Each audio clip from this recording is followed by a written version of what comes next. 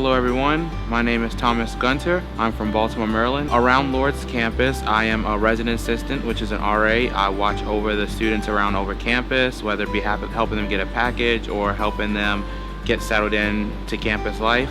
I'm also a member of SALT, which is the Student Athletic Leadership Team here at Lourdes. And I'm a member of RISE, which is a Christian group, and we meet every Wednesday with small group and we talk about, the things that God has done in our life and how He's led us here. What makes Lourdes different than any other university, I would have to say, is the camaraderie, the community. Everybody wants you to succeed.